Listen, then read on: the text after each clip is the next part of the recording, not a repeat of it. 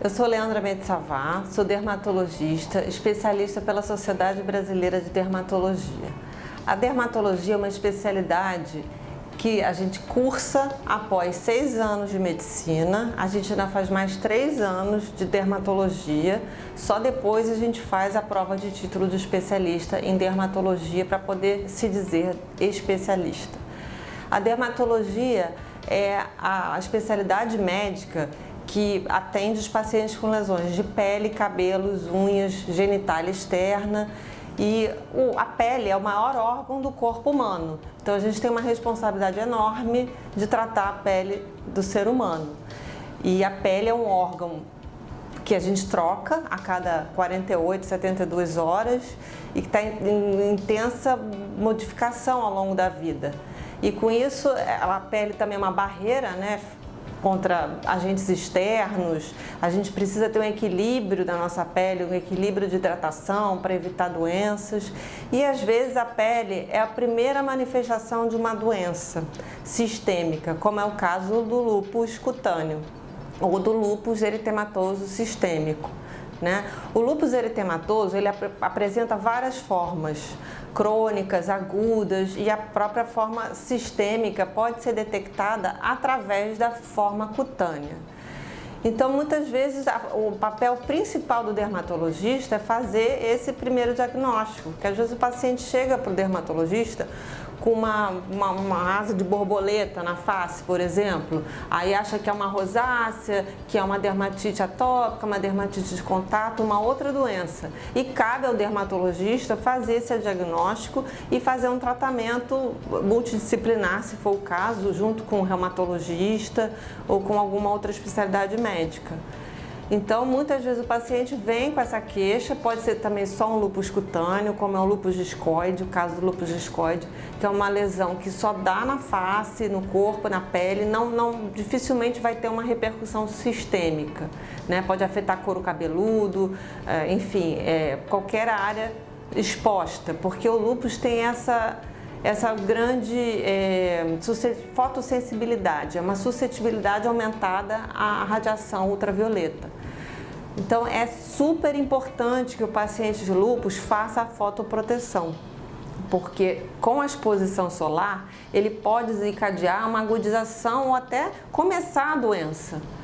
Então é importantíssimo a fotoproteção através de vestimentas, né, roupas, chapéu, óculos, guarda-sol. É muito importante que o paciente com lúpus entenda que a qualidade de vida dele, inclusive o risco de vida dele, vai depender muito dele se proteger contra o ultravioleta.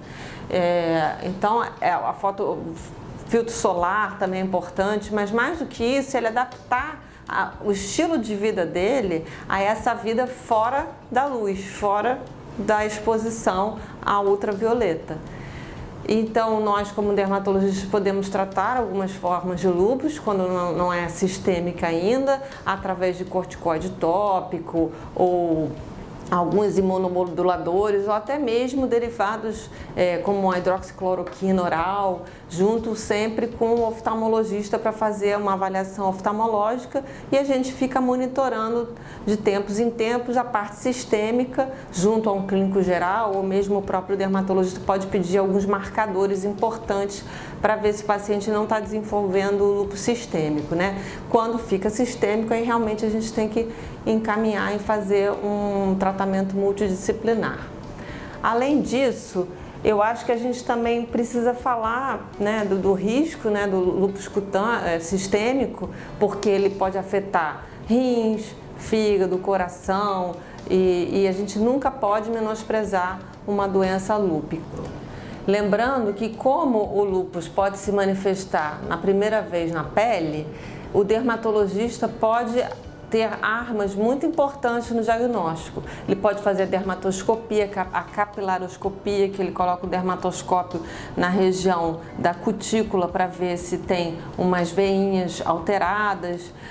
Outro exame importante também pode ser a mucosa oral, se tem alguma úlcera na boca. Então o dermatologista pode fazer esse exame geral do corpo. Além do que o dermatologista tem um arsenal, a gente pode fazer biópsia de pele. A pele é muito fácil de biopsiar. iniciar.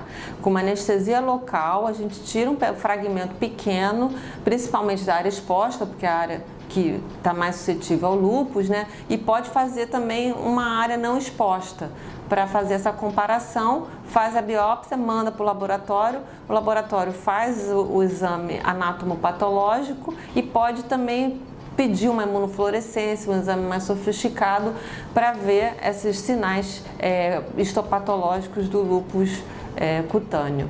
Então, com isso, o dermatologista é muito importante nesse primeiro diagnóstico do lúpus.